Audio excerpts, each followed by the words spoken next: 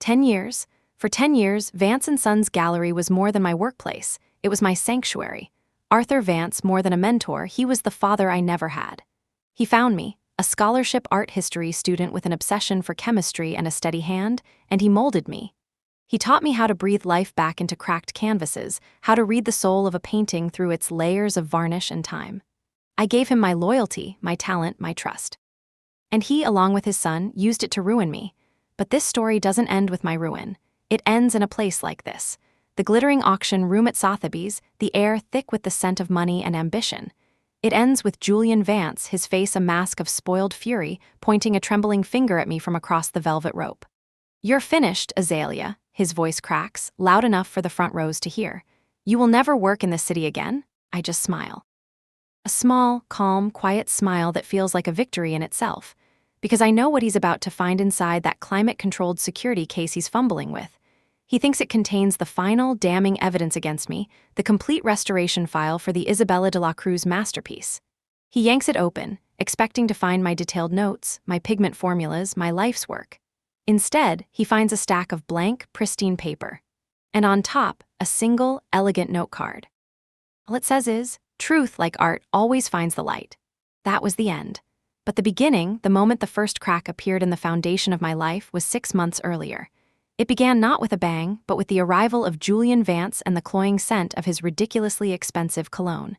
My plan for retribution wasn't born in a single flash of anger. It was a slow, meticulous restoration of justice, built layer by layer, just like one of my paintings. It had 6 stages. The first was the hook, the public moment of their failure, the scene at Sotheby's that would make the art world ask questions. The second was the execution of my actual plan, a trap laid with chemistry and code, a trap they would willingly walk into. The third would be the legal maneuver, not in a courtroom, but with contracts and intellectual property, turning their own weapons against them. The fourth stage would be their downfall, a complete and total unraveling of their reputation and their criminal enterprise. The fifth, the result, the recovery of the real de la Cruz and the exposure of a rot that went deeper than anyone imagined. And the sixth, the final, most important part, my new beginning. My healing. It all started on a crisp Monday morning in March. Julian Vance, fresh from a business degree in London that everyone knew Arthur had paid handsomely for, strode into the gallery as if he owned it. Which, I suppose, he one day would. He had Arthur's height but none of his quiet authority. His suits were too tight, his smile too wide. He walked through the hallowed halls of Vance & Sons not with reverence, but with the predatory gaze of a developer sizing up a historic property for demolition. "We need to monetize our assets more aggressively, Azalea," he'd said to me in our first meeting, leaning against a 17th-century Flemish cabinet. "We're sitting on a goldmine. We need to think about digital ownership, NFTs, limited edition prints." I remember just nodding, my hands carefully cleaning a delicate patch of sky on a constable. "My focus is on preservation, Julian. The value is in the original," he scoffed. "The value is in the brand." That was Julian.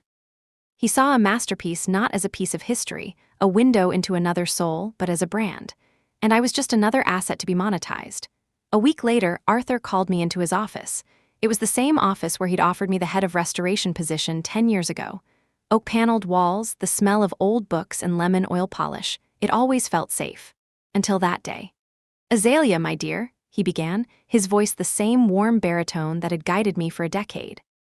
"I have a project, a very special one, a private commission."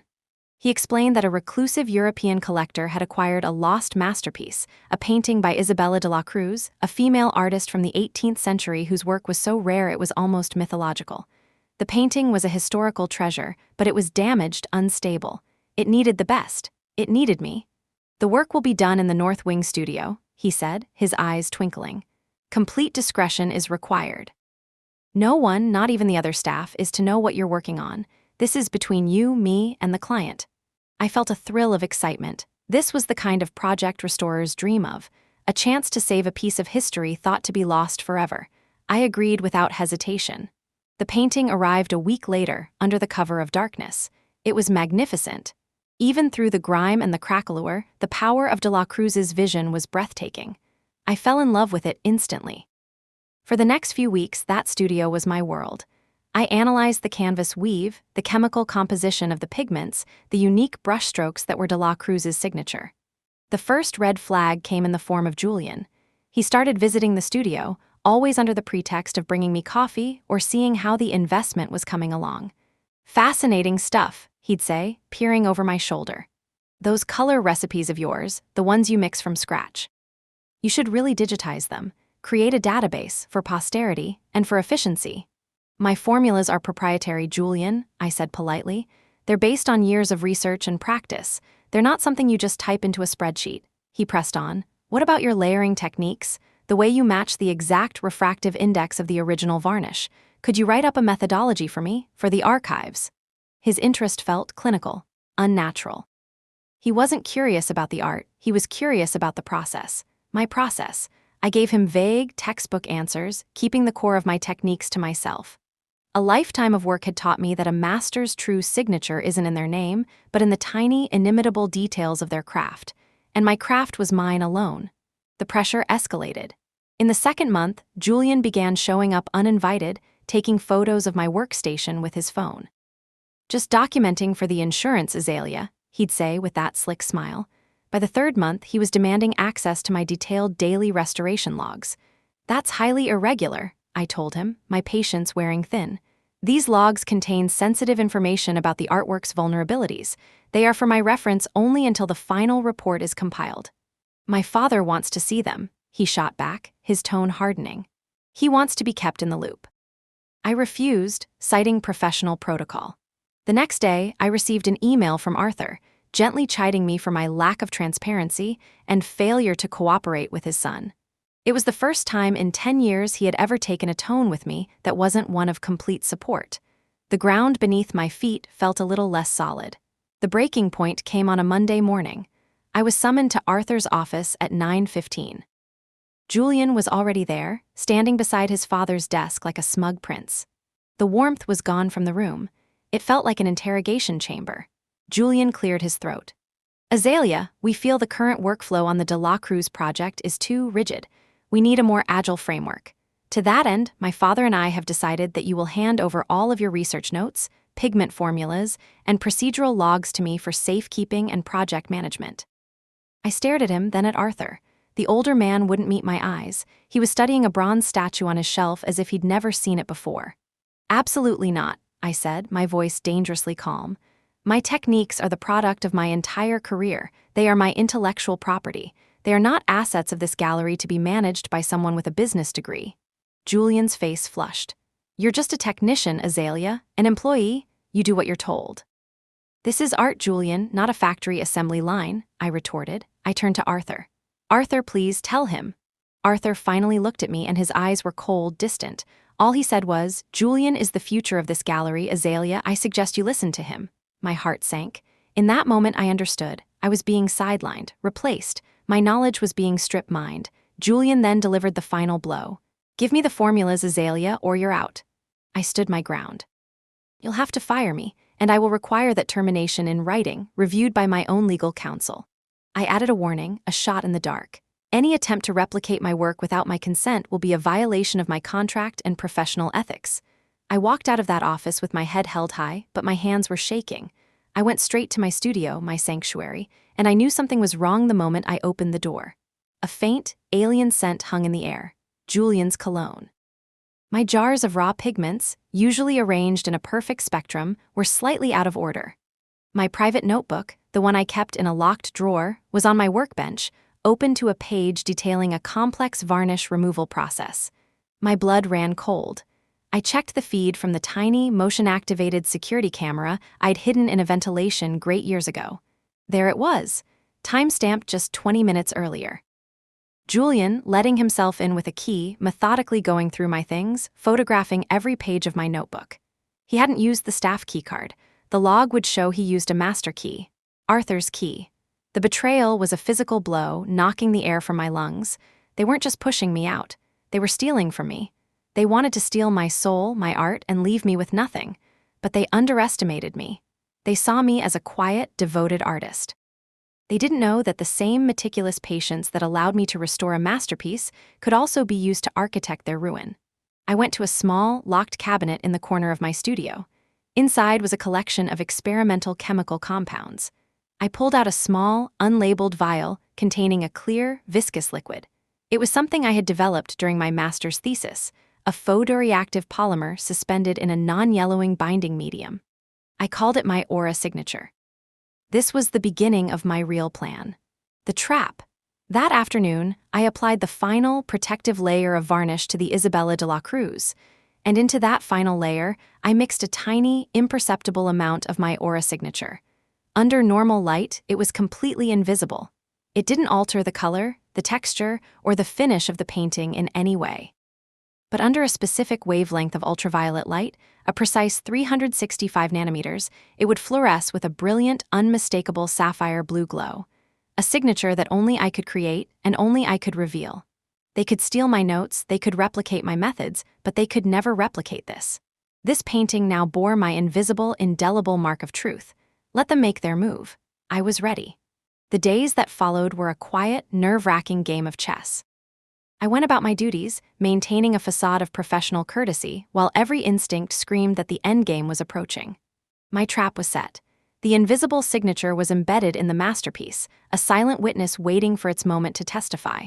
All I had to do was wait for them to make their move. It happened on a Thursday night. I was at home, trying to lose myself in a book, when my phone buzzed with a specific, encrypted alert. It wasn't a text or an email. It was a signal from a tiny, custom-built sensor I had embedded in the painting's wooden frame months ago. It was a museum-grade device that monitored temperature and humidity, but I had added a third hidden function, an accelerometer. The alert was blunt.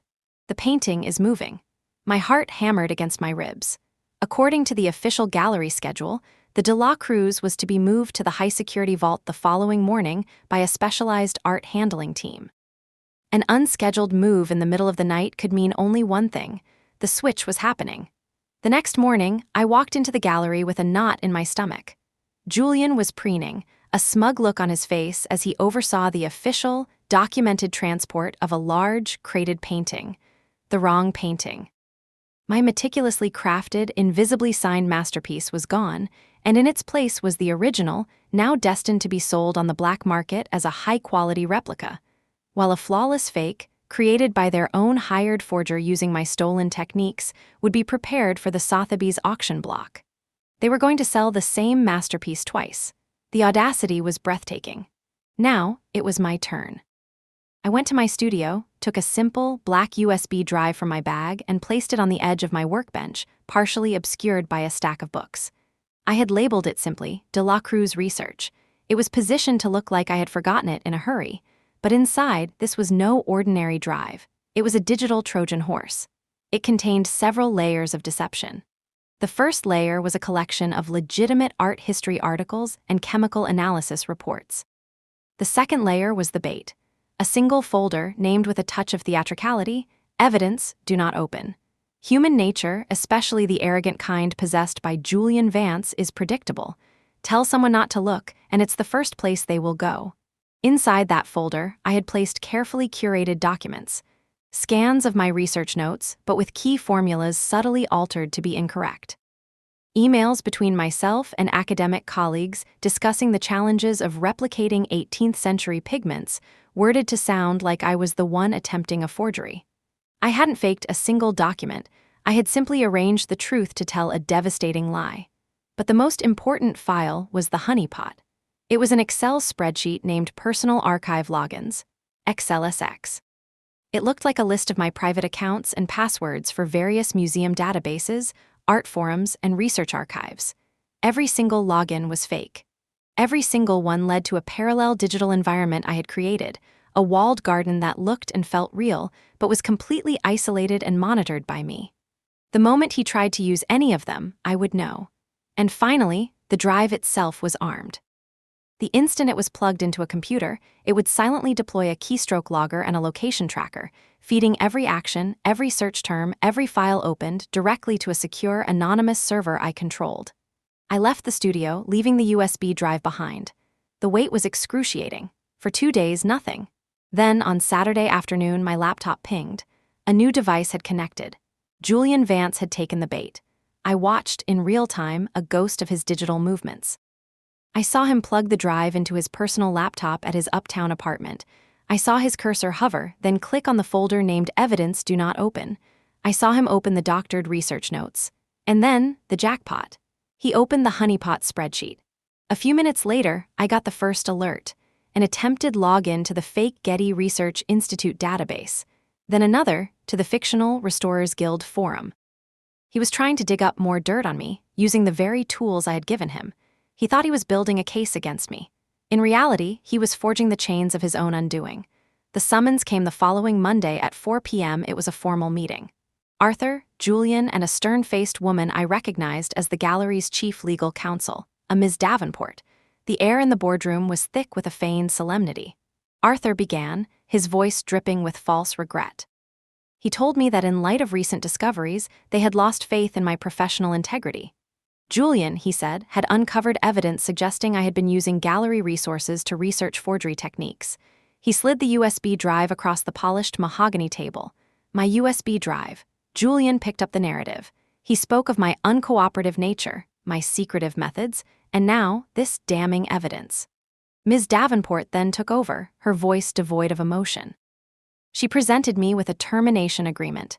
It wasn't a firing, she explained, but a mutually agreed upon separation to avoid scandal. I read the terms. It was worse than I could have imagined. I was to be demoted, effective immediately, to the position of basement archive assistant, a glorified clerk. My salary was cut by 80%, but the truly vicious part was the non-compete clause. It was a legal straitjacket. For a period of 10 years, I was forbidden from working in any capacity, paid or unpaid, in the field of art restoration, appraisal, or conservation, anywhere in North America. They weren't just taking my job, they were trying to erase my entire existence. I looked up from the papers, my face a carefully constructed mask of shock and defeat. I asked them, my voice trembling slightly, if I could have a moment to think. Arthur nodded magnanimously. This was the moment of truth. I reached into my purse for a pen. It wasn't just any pen. It was a high-resolution audio recorder. As I clicked it, a tiny, almost invisible camera lens on the clip activated, its view perfectly aligned with the documents on the table. I signed the agreement. I signed away my career, my reputation, my future. Page by page, I signed, making sure the camera had a clear view of every clause, every signature. When I was done, I pushed the papers back across the table. Arthur took them, a look of finality on his face. Julian couldn't suppress a triumphant smirk. As I stood up to leave, I paused at the door. I turned to Ms. Davenport. I just have one question for you. As a matter of legal record, I said, my voice now clear and steady. My personal research notes, my chemical formulas, and my unique restoration techniques are my own intellectual property, developed over 15 years. Does this agreement transfer ownership of that property to Vance and Sons? Ms. Davenport looked momentarily flustered. She replied that the agreement pertained only to my employment. Thank you for clarifying, I said. And one more thing. I reminded her that the gallery's own insurance protocol requires a dual signature authorization for the overnight transport of any artwork valued over $10 million. I asked her who had signed off on the De La Cruz painting's move last Thursday night. The color drained from Julian's face. Arthur's eyes narrowed. Ms. Davenport simply stated she would have to look into that. I gave them a small, sad nod and walked out. I didn't go back to my studio. My access had already been revoked. Instead, I was escorted down to the basement. My new office was a cramped, windowless room filled with filing cabinets and the smell of decaying paper. My new boss was a 20-year-old intern who was told I was there to help with data entry. The humiliation was a physical weight, but as I sat there in that cold, silent room, I felt a flicker of something else. Power. They thought they had buried me. They had no idea they had just given me a front-row seat to their downfall. As the new basement archive assistant, I now had legitimate access to decades of the gallery's records. Shipping manifests, sales records, insurance appraisals, everything. And my personal tracking system was still active. Every night, I would get a report. Julian, using his new title as head of restoration, was accessing the honeypot databases, trying to learn my secrets. He was logging his every move, his every illegal thought, into my private evidence locker. He was a man walking confidently through a minefield he had laid for himself, and I was the one with the detonator. My work had just begun. My life in the basement was a study in contrasts. By day, I was a ghost, dutifully digitizing faded auction catalogs and organizing dusty photographic slides. The intern, bless his heart, thought I was just some overqualified woman having a midlife crisis. By night, from my small apartment, I was a digital puppeteer, pulling strings they didn't even know existed. The evidence I gathered was staggering. Julian's frantic, misspelled searches for black market art brokers. Arthur's encrypted emails to a shell corporation in the Cayman Islands. Shipping manifests for office furniture to a warehouse in Geneva that coincided perfectly with the disappearances of other valuable, recently restored artworks. They hadn't just done this to me, this was their entire business model. But data alone wasn't enough. I needed allies. I reached out to a clandestine group I had only heard whispers about, the Phoenix Alliance. They were a network of brilliant art world professionals, historians, chemists, curators, who had all been burned, silenced, or discredited by powerful figures like Arthur Vance. They operated in the shadows, trading information and resources, dedicated to protecting art from the very people who claimed to be its guardians. My point of contact was Dr. Alina Petrova, a formidable art historian whom Arthur had publicly humiliated and fired years ago for questioning the authenticity of a painting he had discovered. We met in a quiet corner of the New York Public Library. I laid out my story and my digital evidence. Alina listened, her eyes sharp and intelligent, a slow smile spreading across her face. "Arthur Vance," she said, her voice a low, satisfied hum. I knew one day his greed would be his undoing. You haven't just found a thread, Azalea. You found the master stitch that will unravel his entire tapestry of lies. Alina introduced me to the Alliance's core team. There was Marcus Thorne, a forensic chemist who could analyze pigment composition from a single high-resolution photograph, and a quiet, fiercely intelligent lawyer who specialized in taking down abusive non-compete agreements. She took one look at the contract I'd signed. "This is garbage," she declared. "It's overly broad, punitive, and signed under duress with falsified cause. We won't just break it, we will make them pay for ever writing it." Our plan was surgical. Instead of a messy lawsuit, we would trigger an independent, third-party audit. The fake De La Cruz was slated for the spring auction at Sotheby's, insured for a staggering $75 million. The Alliance had a contact deep inside the underwriting firm. A single, anonymous tip about potential discrepancies in the restoration record was all it took. The firm, to protect its investment, immediately triggered a random pre-auction verification audit.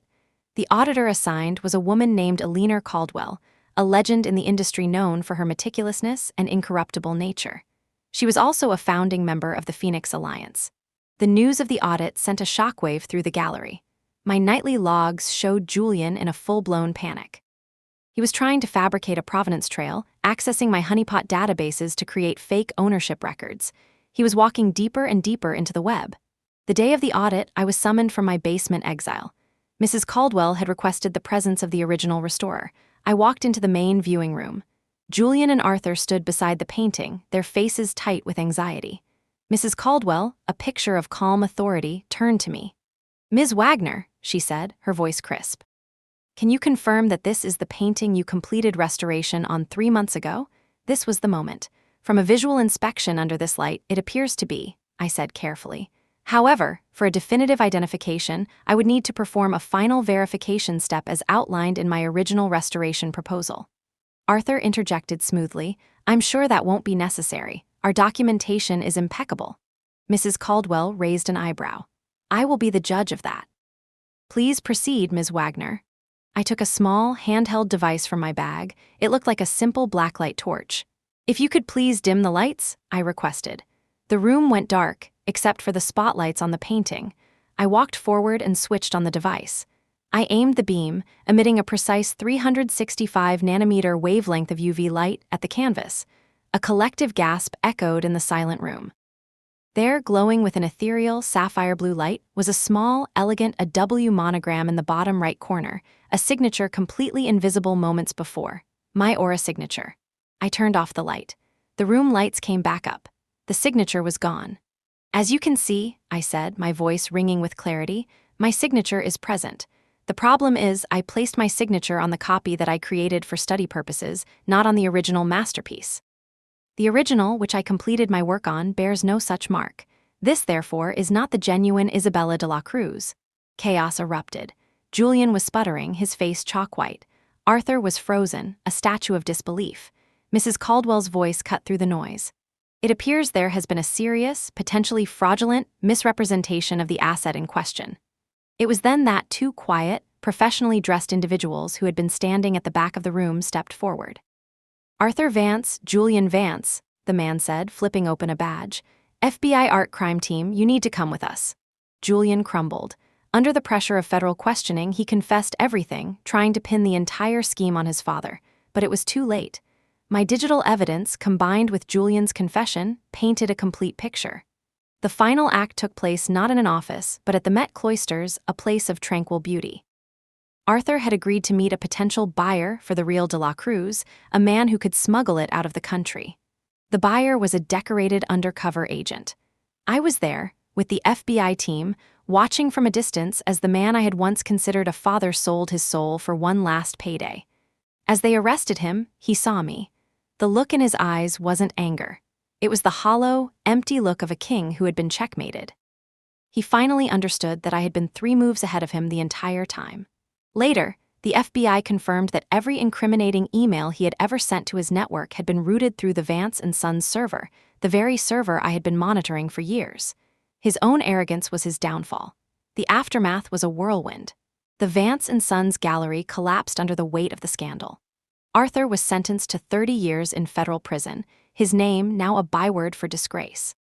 Julian, in exchange for his full cooperation, received a much lighter sentence of community service, which he served by cleaning and maintaining public sculptures. He left the art world forever. The board of the now-defunct gallery, in a desperate attempt to salvage their reputation, made me an offer. They would provide the seed money for me to start my own independent restoration and authentication firm. It would be the first major client contract. 6 months later, Aura Artistry opened its doors.